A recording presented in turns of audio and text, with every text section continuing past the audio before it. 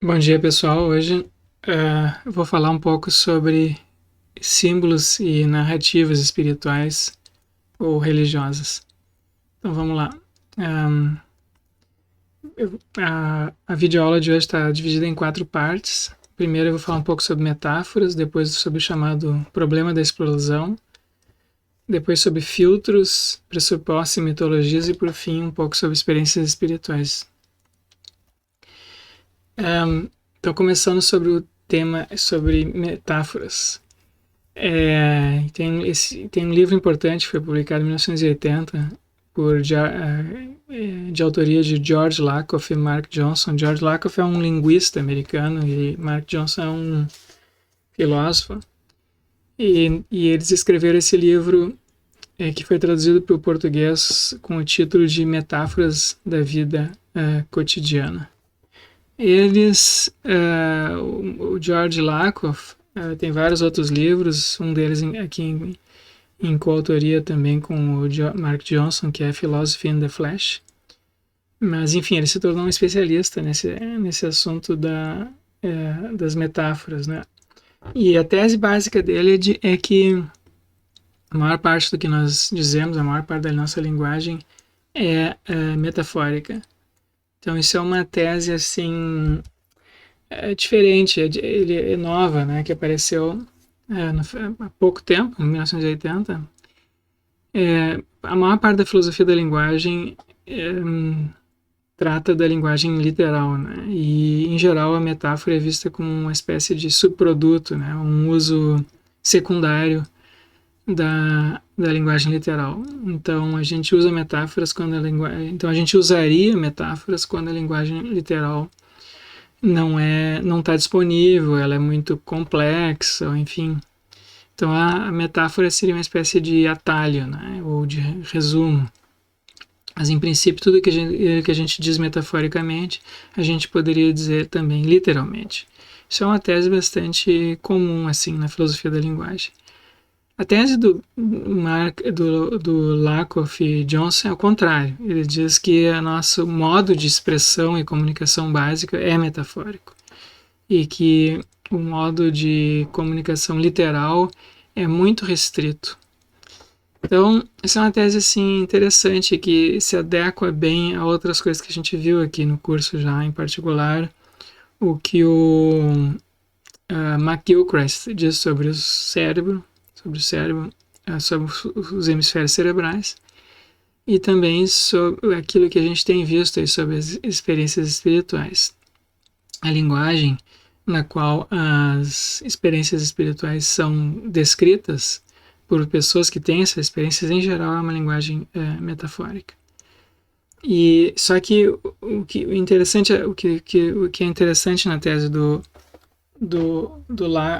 Lakoff e Johnson para nós aqui é que eles não apresentam, né, essa linguagem metafórica como uma linguagem imperfeita ou deficiente. Ao contrário, eles estão dizendo que esse é o nosso modo básico de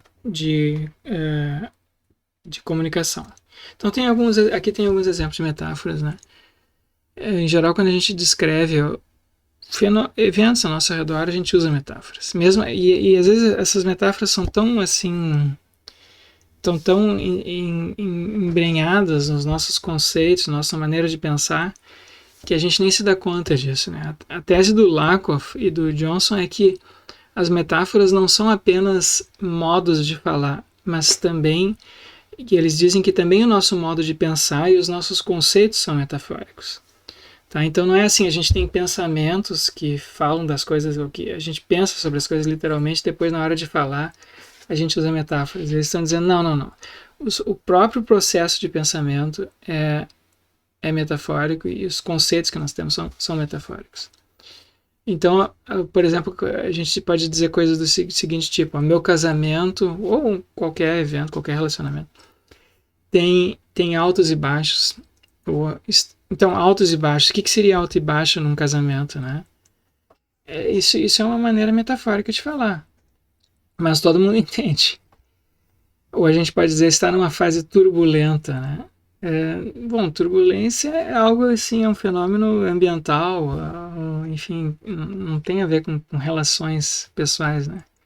Mas a gente entende o que isso quer dizer. Ou está num beco sem saída, está na corda bamba, ou por um fio, ou é um mar de rosas. Essas são maneiras assim de metafóricas de falar. Eu posso descrever uma pessoa, por exemplo, posso descrever minha esposa como sendo ela é um doce, é uma gata, é um avião, é gostosa, ou é uma jararaca, é uma raposa, é uma vaca, é uma cadela, tem um humor de cão, é fogosa. Todas essas maneiras de falar são também metafóricas. A gente diz, por exemplo, que o preço da gasolina subiu, mas o preço da gasolina não sobe nem desce, né? O valor é que muda, né? O preço da gasolina muda, então fica mais caro, mais barato. Mas a gente diz que a gente fala em subir ou descer, mais caro é para cima, mais barato é para baixo. A gente diz que o tempo passou, ou virá o tempo em que, ou chegou a hora de, como se o tempo fosse um objeto que se locomovesse no tempo, fosse um rio que passasse, né? Então a gente concebe o tempo metaforicamente dessa maneira. A gente diz que a nossa mente está cheia de ideias. Então a gente trata a mente como se fosse uma caixa dentro da qual a gente coloca coisas, né? Ou a gente pode dizer coisas críticas, coisas do tipo assim, críticas recebidas levaram-no a recuar, como se o processo de argumentação fosse uma espécie de conflito físico, né? Então a pessoa recua ou avança na sua argumentação, ou vence uma disputa verbal, né? Ou se defende de críticas como se a outra pessoa, como se fosse uma guerra. Tudo isso é metafórico. A gente diz, por exemplo, que a sua moral, a gente pode descrever alguém, a sua moral é inabalável, como se fosse um objeto físico que não pudesse ser movido. Ou altivo, ou pura, né? De novo, relacionando isso a coisas físicas. A gente pode falar do governo, dizendo que o governo tem de proteger os pobres, ou fazer o dever de casa, né? Como se isso fosse algo relacionando, né, a atividade governamental como uma função de uma pessoa, tratando como se fosse uma pessoa, né? Então protege, como um pai que protege seus filhos, ou como uma criança que tem que fazer um tema de casa, alguma coisa assim. Então qual é que é o coração da metáfora para Lakoff e Johnson? Né? Que de novo, quando a gente fala em coração, isso já é uma metáfora, né? O coração da metáfora, quer dizer, para eles esse é o coração dos nossos processos de entendimento. É assim que a gente pensa. A gente tem determinados domínios sensórios motores, né? Então, que são mais ou menos constantes. E a gente, então, por exemplo, a gente tem as experiências diárias de dia e noite, luz e sombra, claro, escuro. E a gente tem experiências que estão correlacionadas a isso. Quando o ambiente está bem iluminado, a gente consegue ver bem ao nosso redor. Quando está escuro, a gente não enxerga direito. A gente tem experiências de calor e frio. Né? E o nosso corpo está sempre monitorando, quer dizer, como a gente mantém a nossa temperatura corporal mais ou menos estável, a gente tem essas sensações de calor e frio, e então a gente se veste de acordo, né? Põe um casaco quando está frio, tira o casaco quando está calor, e assim por diante. E a gente tem também experiências, por exemplo, de mais alto e mais baixo, né? Então, por exemplo, se a gente enche um copo d'água, quando o copo está cheio, o nível d'água sobe. Então, quando a gente enche um prato de comida, por exemplo, se for um montinho de comida, quanto mais comida, mais alto fica aquele montinho. E assim por diante. Então, a gente associa, né, o mais com o mais alto e o menos com o mais baixo. Então, esses são fenômenos que muito básicos assim, na nossa maneira de se relacionar, de viver a vida, né? E para os quais a gente está sempre atento, que são constantes. Então a gente associa, na metáfora, a gente associa outros processos que são menos constantes e menos visíveis, né, a esses que são constantes no nosso ambiente. Então, por exemplo, a gente associa, né, a gente associa fenômenos subjetivos, relações, a gente descreve o caráter de alguém, a gente descreve funções em termos desses processos físicos, sensório e motor. Então, por exemplo, a gente pode descrever uma pessoa como sendo mais fria ou mais quente, porque a gente tem a experiência, né, quer dizer, uma pessoa, em geral, as pessoas têm todas a mesma temperatura, elas não mudam muito de temperatura, né? O que quer dizer que significa mais frio ou mais quente? Quer dizer, é uma metáfora para ser mais afetuoso, mais distante. Porque quando uma pessoa é mais afetuosa, a gente tem a experiência do abraço, de estar perto, de tocar. E quando uma pessoa é menos afetuosa, ela geralmente não quer ser tocada, fica mais distante. Então a gente descreve isso como sendo mais fria, porque o toque com outra pessoa nos dá essa sensação de calor. E assim por diante, né? A gente tem as experiências constantes, assim, de processos, de relações causais, e assim por diante. E a gente associa isso a processos e relações causais que a gente observa no nosso próprio corpo. Então, todo o nosso entendimento da natureza, das relações sociais, da passagem do tempo, da vida e da morte, segundo Lakoff e Johnson, é basicamente entendido por nós em termos de processos sensórios motores, né? E por isso a nossa linguagem metafórica é a nossa linguagem básica, né? E depois é que a gente cria uma linguagem assim literal, técnica ou científica, por exemplo.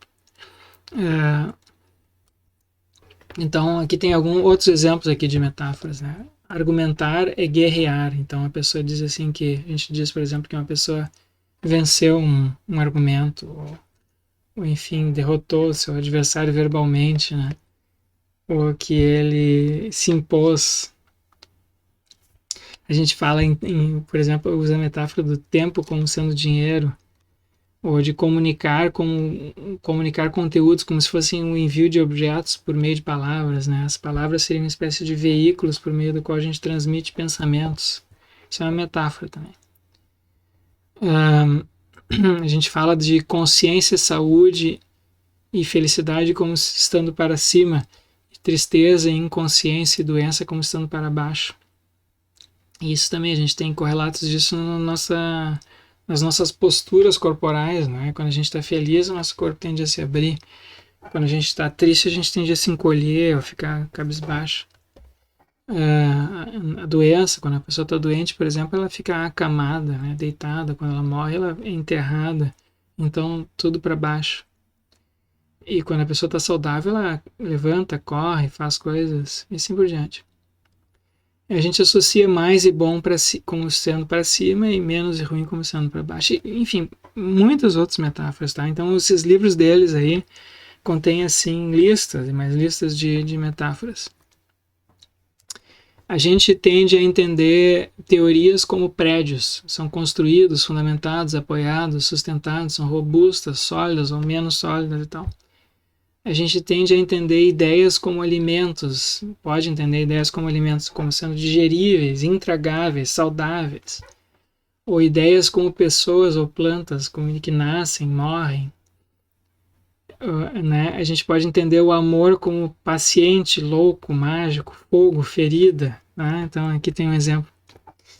O amor é um fogo que arde sem se ver, é ferida que dói e não se sente, é um contentamento descontente. É dor que desatina sem doer. É um não querer mais de bem querer. É um andar solitário entre a gente. É nunca contentar-se de contente. É um cuidar que ganha em se perder. É querer estar preso por vontade. É servir a quem vence, o vencedor. É ter com quem nos mata lealdade. Mas como causar pode seu favor nos corações humanos amizade, se tão contrário a si é o mesmo amor? Então aqui a gente tem um monte de metáforas aqui para o amor, né? Todas perfeitamente inteligíveis, né? Nenhuma delas literal. Então, esse é o primeiro ponto aqui da aula de hoje, né? A gente usa a linguagem literal, a gente entende, e esse é talvez o nosso modo básico de comunicação, né? A gente se comunica primariamente associando a processos assim menos constantes a processos sensório-motores, enfim, para os quais nós temos associações físicas. E depois é que a gente introduz a linguagem literal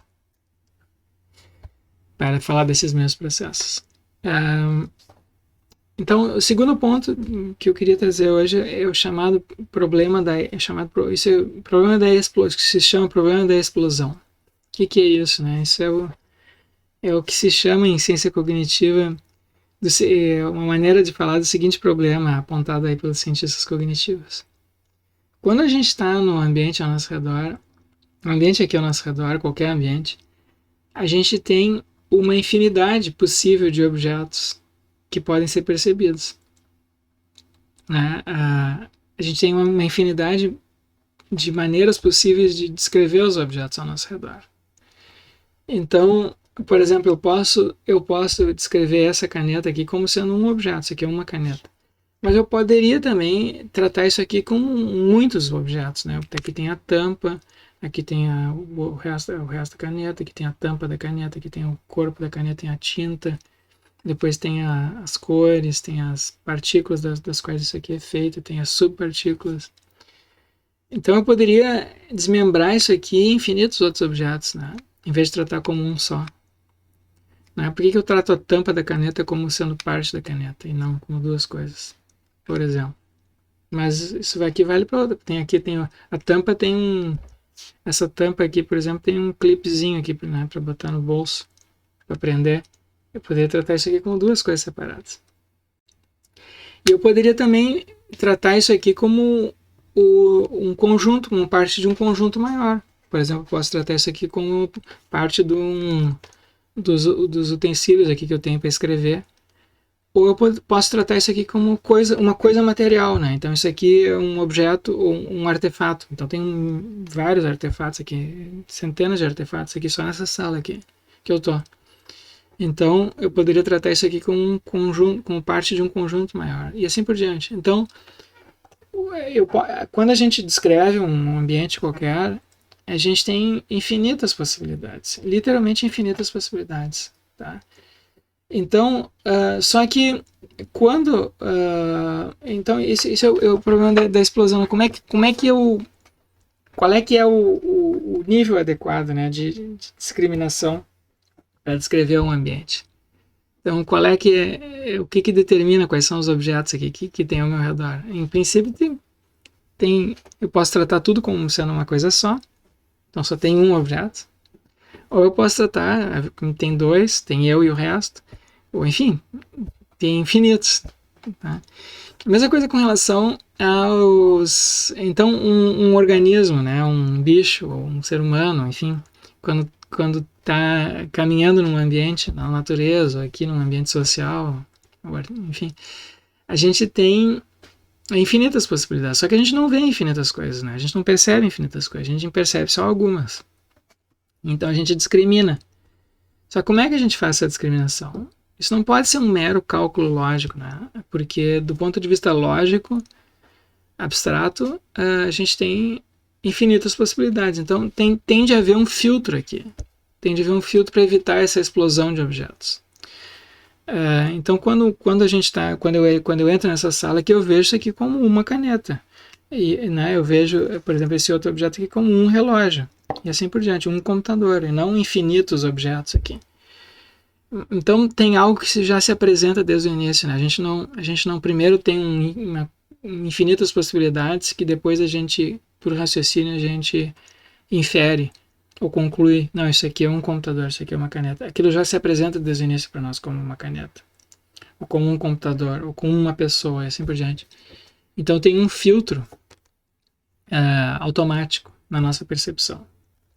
Mesma coisa com relação aos valores. Um organismo, quando está na natureza, ele tem algumas coisas que se apresentam para ele como sendo valiosas, e outras como não sendo valiosas, né? Então, certos certos alimentos são mais valiosos que certos outros alimentos, certos ambientes são perigosos, outros são menos perigosos, alguns são neutros. Então, agora, do ponto de vista assim puramente abstrato, né, infinitas coisas podem ser valiosas, e positivo ou negativamente. Então a gente tem infinitas possibilidades assim de avaliar o ambiente ao nosso redor. Mas não é assim que o ambiente se apresenta para nós. Automaticamente a gente já vê certas coisas como sendo valiosas e outras como não sendo valiosas, e isso em todos os níveis assim de organização da vida, né? Essas bactérias, por exemplo, elas preferem certos ambientes e não preferem outros. Então elas têm, digamos assim, uma apreciação valorativa, né? Do ambiente em que elas se encontram. Algumas coisas se apresentam para elas como sendo valiosas ou não sendo valiosas, e elas se dirigem àquelas que são valiosas e eles se afastam das que não são valiosas. Isso vale para animais, para plantas, né? A planta, por exemplo, busca o local do solo ali onde tem nutrientes ou umidade, ou ela cresce em direção ao sol, ou se tem excesso de sol, ela se afasta do sol, busca sombra. Então, as coisas já se apresentam para nós como sendo um objeto, né? Ou como sendo, enfim, como sendo valiosas ou não sendo valiosas. E digamos, né? E a mesma coisa com relação para nós os cursos de ações, né? Digamos que eu perceba um conjunto de objetos e eu tenha determinados valores. Eu quero determinadas coisas, né? Digamos que eu perceba eu percebo, por exemplo, um rio ou uma fonte d'água e eu tô com sede, então a água é valiosa para mim. Em princípio, tem infinitos cursos de ação que eu posso tomar para beber aquela água, né? Eu posso eu posso ir caminhando, eu posso pegar a água e trazer até onde eu tô, enfim, eu posso filtrar água, eu posso não filtrar água, eu posso pedir para alguém ir lá pegar para mim, e assim por diante. Então, não existe só um curso de ação possível, né? Dado um objeto, um valor. Tem infinitos cursos de ação possíveis, em princípio. E, no entanto, a gente tende a mais a um do que a outros, né? A gente não fica paralisado, digamos assim, calculando qual é o melhor. Alguns já se apresentam automaticamente como melhores do que outros. Então, existe uma certa maneira da nossa mente funcionar que é mais ou menos automática, né? Então, a gente não tem... As coisas não se apresentam para nós como uma realidade, digamos assim, como um conjunto de dados não interpretados e não avaliados, né? não valorativo, que não tem em si nenhum valor, certo? Elas já se apresentam para nós, a realidade sempre se apresenta para nós de uma certa maneira peculiar, e as coisas aparecem para nós como sendo mais ou menos valiosas. Então nós temos certos filtros assim sensoriais. A gente vê algumas coisas e não vê outras. A gente sente alguns cheiros e não sente outros, né? Tem certos cheiros que nos chamam a atenção, cheiros assim de comida, por exemplo, quando a gente está com fome, ou perfumes, o cheiro de uma fruta doce, por exemplo, né? Certas cores nos chamam a atenção, certas outras a gente nem vê. Tem certos espectros luminosos que a gente não vê. Isso vale para todos os animais, né? Tem animais diferentes vêm espectros de cores diferentes. Isso foi selecionado biologicamente. Também a gente tem filtros emocionais. Tem certas situações às quais nós reagimos automaticamente. Então, por exemplo, quando a gente reage automaticamente ao perigo, né? Situações de perigo, com medo. Então a gente sente medo, por exemplo. A emoção do medo, por exemplo, é uma reação automática do nosso corpo ao perigo. Então, né, se aparecer uma cobra aqui onde eu estou, um urso, uma coisa assim, antes de eu pensar que tem um urso ali, o meu corpo já vai reagir. Então tem reações assim automáticas. Mas, por exemplo, assim, se a pessoa quem já passou por situações assim de acidentes de carro, por exemplo, quase acidentes de carro, né? Tu vê que o corpo reage muito mais rápido, né? Assim, se tu vê um perigo na tua frente na estrada, por exemplo, o teu pé já tá pisando no freio antes de tu tá pensando em pisar no freio. Então, então a gente tem essas reações emocionais, né? Então a realidade já chega filtrada para nossa mente, para nossa consciência. Há um filtro corporal antes de chegar à consciência. Há um filtro sensorial e emocional da realidade ao nosso redor. Então, por exemplo, se eu vejo um perigo, né? Isso salta, isso chega à minha consciência com muita força, mas antes de chegar à consciência, meu corpo já está reagindo a isso. E da mesma maneira, a gente tem filtros conceituais ou culturais, né?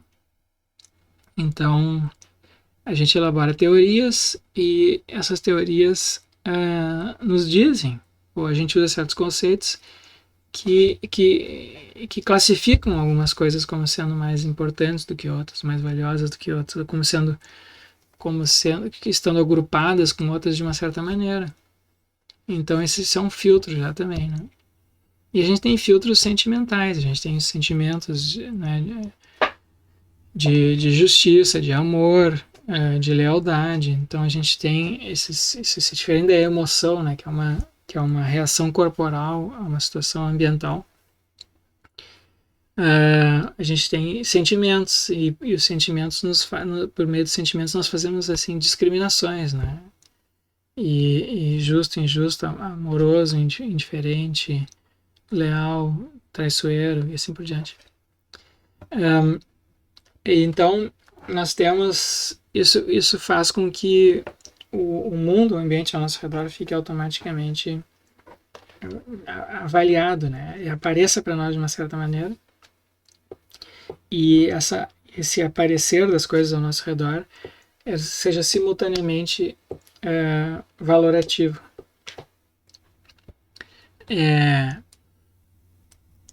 Então, a gente tem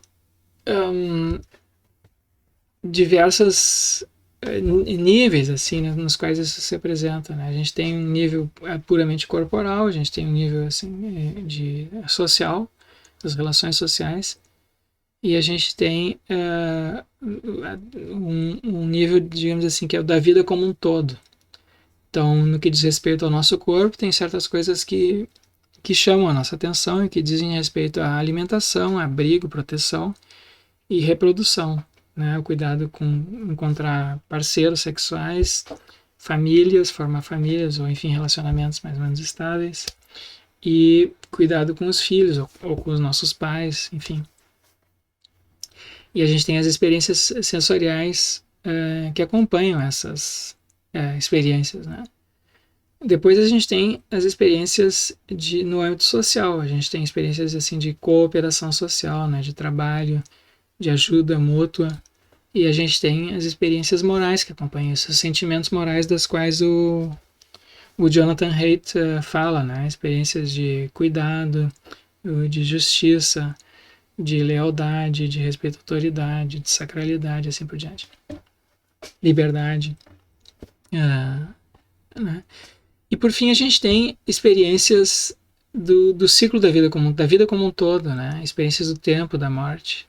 E essas são experiências que estão associadas às chamadas experiências espirituais, em que a gente vê não o corpo, não as relações sociais, mas a gente se coloca assim, a gente tem uma experiência de aspectos, né, da vida como um todo. Como é que eu estou integrado na minha vida como um todo? Se eu estou integrado, se a minha vida faz sentido ou não faz sentido, se eu estou harmonizado com o mundo, com a natureza, com Deus, né? Ou não estou com aquilo que é mais valioso, que é mais valioso inclusive que é mais valioso que o corpo, que é mais valioso que a cooperação social, né? E que é essa vida como um todo. Então, a gente tem experiências, assim, a experiência da passagem do tempo, a experiência dos ciclos da vida, nascimento, crescimento, morte. E a gente tem intuições a respeito disso, né? filtros automáticos que se apresentam para nós. Então, tem certos eventos, certos ciclos, certos estágios que se apresentam como maximamente valiosos, mais valiosos até que os deveres morais, né? Porque são questões, digamos assim, existenciais. E as narrativas religiosas, então, tratam disso. Elas tratam desses aspectos mais globais. E elas, em geral, apresentam, no centro das narrativas religiosas, sempre há a noção de sacrifícios, né? Da gente sacrificar alguma coisa em benefício disso que é mais valioso, da vida, ou de algo que é mais valioso que a nossa própria vida, né? Algo que é divino ou sagrado, e que se apresenta para as pessoas, né? Nas experiências espirituais, na forma de luz, ou de céu, ou de libertação, ou de espírito. Então a gente tem essas narrativas, né, espirituais em que dentro da qual as vidas, os ciclos de vidas estão inseridos, né? Então elas funcionam como uma espécie de mitologias. Mas a mitologia, quando é vivida pessoalmente, é algo real, né? Isso aqui é importante. Da mesma maneira que as relações sociais, relações de cooperação, quando são vividas do ponto de vista interno, os sentimentos ali de justiça, injustiça, lealdade são reais, quando a gente está vivendo uma relação. Se a gente descreve aquilo de fora, a gente pode conceber aquilo como uma ficção, né? Como um subproduto. Mas se tu está vivendo aquela relação, aquilo é real para ti. Da mesma maneira, nas narrativas espirituais. Quando a gente tem a experiência espiritual, aquilo se apresenta para nós como sendo real. E por outro lado, a gente tem né, as narrativas ou teorias científicas. Nas teorias científicas, o mundo não é descrito como sendo em si significativo, valioso, ou como tendo, digamos assim, finalidades, né? As narrativas científicas, ou as teorias científicas são instrumentos para determinados fins. E aí, nessa descrição científica, elas são pretendem ser explicações, né, da realidade, mas que não são elas mesmas avaliativas. Claro que nós sabemos que na construção das teorias científicas valores são usados, né, e que as teorias científicas são, em parte, produtos de uma certa avaliação valorativa da realidade, uma escolha valorativa de hipóteses científicas. Mas o conteúdo dessas descrições científicas não é ele próprio avaliativo. Então, por exemplo, se a gente tem uma descrição científica do espaço e do tempo, isso não diz que o espaço aqui é melhor que ali, ou assim por diante, né? A gente não tem o espaço e o tempo, digamos assim, são vistos como sendo mais ou menos homogêneos. Não há um momento do tempo que seja melhor que outro momento do tempo. Agora, na nossa experiência pessoal e nas narrativas espirituais, há momentos privilegiados do tempo. Então, nas nossas vidas, né, tem certos momentos, o nascimento, sei lá, o início da juventude, da fase adulta, é um momento importante. Depois a gente tem, assim, os momentos de namoro, casamento, que são importantes. O nascimento de filhos, a morte, enfim, tem certos momentos do tempo que são mais importantes do que outros. Para nós não são dias como outros quaisquer. Então a gente tem uma experiência do tempo que não é homogênea. E a mesma coisa, a nossa experiência do espaço também não é homogênea. Certos lugares são mais importantes para nós do que outros lugares. Então a nossa experiência subjetiva do tempo e a experiência e a descrição do espaço, do tempo nas narrativas espirituais, nas narrativas religiosas, elas são valorativas. As descrições que os cientistas fazem do espaço do tempo são homogêneas, não tem mais um tempo melhor do que outro, né? Ou um lugar, um espaço no universo que seja melhor do que outro. Ok? Então se usa nas descrições científicas uma linguagem que não é que é literal, que ela é uma linguagem desprovida desses elementos valorativos. Nas narrativas, nas nossas experiências pessoais, a descrição é basicamente metafórica, né? Quando a gente descreve os eventos que acontecem na nossa vida, a gente usa primariamente metáforas. E nas narrativas religiosas e espirituais também são símbolos ou metáforas que são primariamente usados e que misturam o elemento descritivo e o elemento avaliativo. Então, por exemplo, a gente diz, né, a gente pode descrever, por exemplo, uma partida de futebol, por exemplo, né, um jogo de futebol. Eu posso, em geral, quando as pessoas descrevem uma partida de futebol, a gente usa metáforas. A gente diz assim, o time tal, o Internacional, o Colorado arrasou, né, ou destruiu, ou, enfim, a gente usa um vocabulário desse tipo, que é sintético, que é curto e que dá uma imagem, ou dá uma imagem assim vívida, né, sobre o que dos aspectos mais salientes do ponto de vista da experiência subjetiva. Uma descrição, digamos assim, científica do que aconteceu lá, uma descrição neutra. No minuto tal do jogo, o jogador tal marcou o gol tal, e aí depois aconteceu isso, depois aconteceu aquilo, e no final o placar foi tal. Então essa é uma descrição não avaliativa do que aconteceu no jogo. Mas do ponto de vista subjetivo, não. Do ponto de vista subjetivo, o que aconteceu lá foi um massacre, uma goleada, alguma coisa assim, né? Então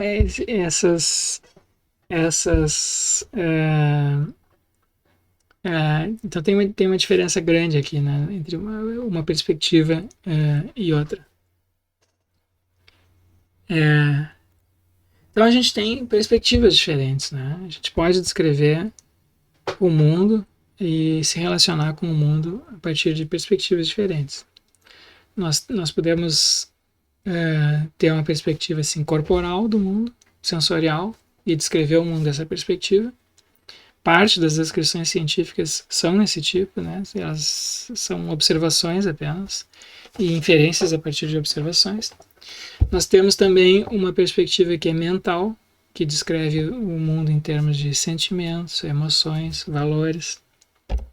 A gente tem descrições também sociais do mundo, né, em termos assim de do ponto de vista assim do grupo, de normas, de acordos ou regras que são adotados cooperativamente ou não cooperativamente, conflitos, né? E a gente tem perspectivas que são espirituais, né? E que procuram apreender o mundo como um todo, a vida como um todo, algo que está para além da nossa própria existência ou vida, tá para além tanto do corpo, quanto da mente, quanto da sociedade, e que é espiritual. Então, uma característica, né, a gente já viu isso com o James, repetido por quase todas as pessoas que estudam essas tradições religiosas, né? O Huston Smith, que eu passei para vocês essa semana, é um especialista nesses assuntos. Ele usa uma linguagem diferente, né, da que o James usa. Ele fala que o James diz que, segundo as tradições religiosas, o universo tem uma dimensão invisível. O Huston Smith fala não invisível, mas em este mundo e outro mundo, né? Tem sempre todas as tradições religiosas falam em um outro mundo. E aí o Huston Smith diz esse outro mundo tem um aspecto que é manifesto, que aparece para nós, um aspecto espiritual, que pode se manifestar concretamente. Então pode se manifestar, a manifestação de algo sagrado ou divino é às vezes descrita como um milagre, né? um sinal de algo divino, uma manifestação do divino, de algo sagrado ou divino. Mas tem também um lado oculto, não manifesto, dessa dimensão sagrada ou divina. Tem algo que é inefável, que é incompreensível, que é misterioso, Então, mesmo isso, todos esses domínios aqui, o espiritual, social, mental e corporal, tem um aspecto manifesto e um oculto, né? Tem um aspecto manifesto do corpo, tem um aspecto oculto do corpo, né? A gente não vê, por exemplo, partículas, né? O corpo é feito de átomos e partículas subatômicas a gente não vê. A mente tem um aspecto visível, a consciência observável, né? Manifesta a consciência, e tem um aspecto inconsciente, que a gente não tem como observar diretamente, a gente vê os efeitos disso no nosso comportamento, nos nossos medos e assim por diante. Da mesma maneira, a sociedade tem um aspecto manifesto da sociedade, né? A maneira como as pessoas dizem, as regras ostensivas, e tem as regras ocultas, que é, né, as regras, o comportamento de grupo, aquelas fenômenos sociais que são produtos assim de processos invisíveis, né? Então, por exemplo, a gente tem por exemplo padrões que se manifestam em sociedades, né, diferentes, e que são produtos assim de processos visíveis. Então, por exemplo disso, por exemplo, a gente tem o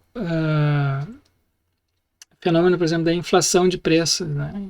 Então, tem mil e uma coisinhas que estão acontecendo ali, cada uma delas visíveis, mas a gente tem um processo geral que está produzindo esse efeito que é a inflação de preços. Mesma coisa, por exemplo, quando a gente tem no trânsito engarrafamentos, né? Tu tem carros andando nas ruas e aí depois, se tu aumenta muito o número de carros, tu pode acabar com engarrafamentos e assim por diante, né?